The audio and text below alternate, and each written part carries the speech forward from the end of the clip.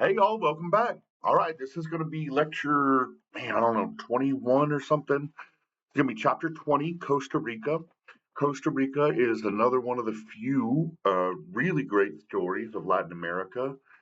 It's one of the few success stories, especially when you look at Central America. Um, it's got really high development. It's got great infrastructure. It's got high levels of education and literacy. Um, it's got really good education system. It's got a great college system. It's also a very strong democracy when you look at its institutions. They have free and fair elections. There are high levels of civil liberties. The courts function well. The legislature functions well. They also do not have a military. They're one of the few countries on earth that decided to get rid of their military and sort of spend their money on that. If you've ever heard of the guns versus butter argument, they decided to stop spending money on guns and spend more money on butter to develop their society. So while they do have a standing sort of national police force, they don't have a military.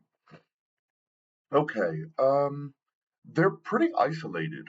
Interestingly enough, this may be one of the reasons that they've sort of avoided some of the concerning issues that exist in Central America, but they're relatively isolated. There's a lot of like volcanoes and earthquakes and stuff. Pretty cool land.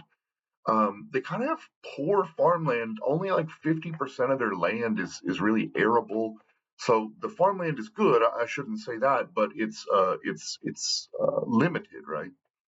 Um, they don't really have any gold or silver. There were no mines, so they didn't really have any sort of slavery or history of too much colonialism. They were largely a coffee-based economy, and then they sort of branched into bananas in the 20th century. Now they're a really great sort of draw for education. They have good colleges.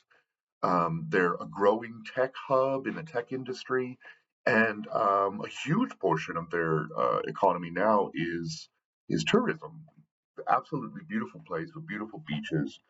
Um, so yeah, tourism. Okay, they had a short civil war in 1948 that sort of set the stage for their modern politics. At this point, they abolished the army and replaced it by a national police force. So it is in their constitution that there will be no military.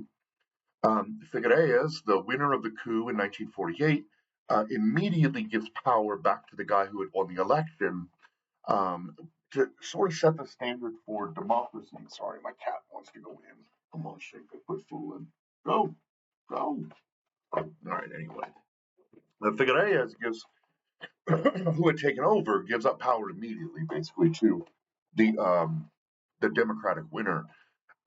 The communists basically never really existed in Costa Rica because they basically looked like villains in the Civil War of 1948, and they were villainized post Civil War, and they never really gained any footing, right? Also, post 1948, when they got rid of their military, they decided to expand dramatically their social welfare programs, their social security programs, their education, and their infrastructure. Um, there has been growing frustration here in Costa Rica since the 90s. We are seeing a trend of growing vote abstention. So while they do have sort of universal voting, a lot of people are deciding not to vote. You're seeing the growth of a lot of smaller parties. They do some good things about it is they have a really high representation for women.